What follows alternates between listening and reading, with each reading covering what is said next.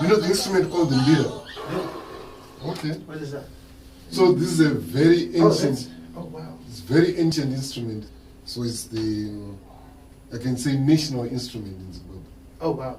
So we've also adapted it to be able to work electric, like you can. Yeah, and also on guitar. There's Mbira guitar as well.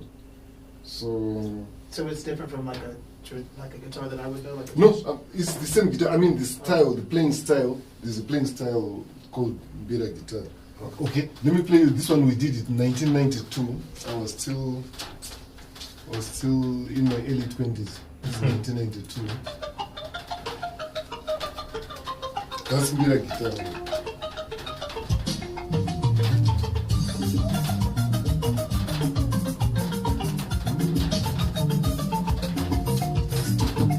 But basically, this is typical Zimbabwean music without any outside influence, without any South African, without any Nigerian, without any American influence. Because your country is influenced.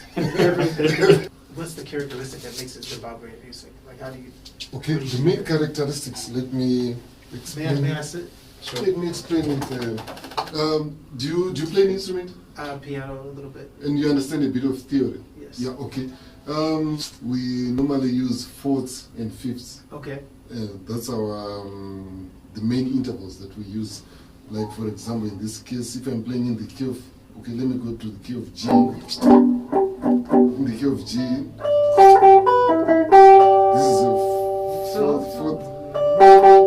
Do, mi, fa, sol, do, and so. That's, these are fourths and fifths. Yeah, that's a fourth. We play melodies around a harmonic structure. Okay. For example, in the key of G, we can play 1-4-1-5, which is G, C, G, D. Yeah. So instead of playing the chords together, you can create a melody like.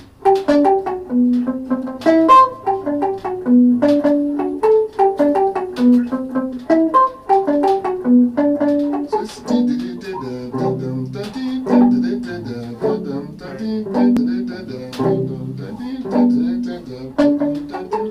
so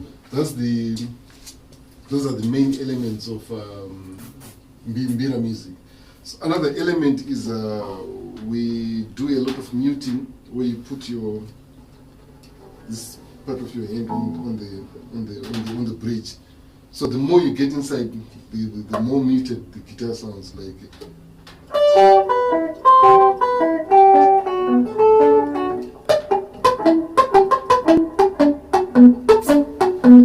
The kick is usually one on the floor. Okay. But the way it's counted, it's kind of strange because it's 1, 2, 3, 4, 5, 6, 1, 2, 3, 4, 5, 6. But the kick is 3, 4, 5, 6, 1, 2, 3, 4, 5, 6, yeah. 1, 2, 3, 4, 5, 6, 1, 2, 3, 4, 5, 6, 1, 2, 3, 4, 5, 6. Because in African music, usually there's a lot of crisscross rhythms. I got it. Yeah. The guitarist will be using his own rhythms. The bassist will be using his own rhythms. The drummer will be using his own rhythms. So it's an amalgamation of different rhythms, but you'll be playing the same thing. Like in this case, the washer will be going, we call it tushiri, which means small bass.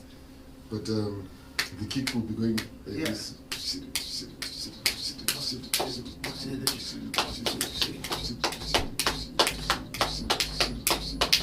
I got it. These days, everybody has gone digital, and there's a lot of programming. So since most softwares, they don't come with African loops, African samples, I've created my own. I've created my own samples, I've created my own loops. So let me just show you one. Let me just try to program something very fast. So we come back to that time signature again. 1, 2, 3, 4, 5, 6, 1, 2, 3. I hear it, yeah. So my kick will be there.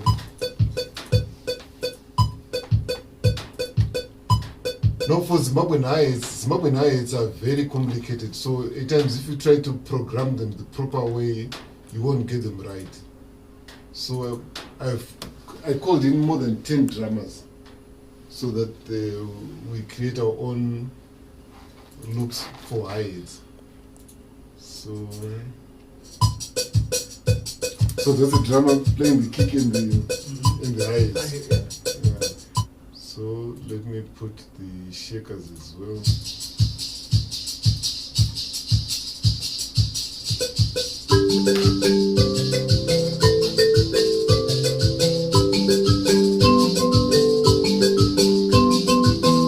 So typically this type of music, what usually starts is the Mbira.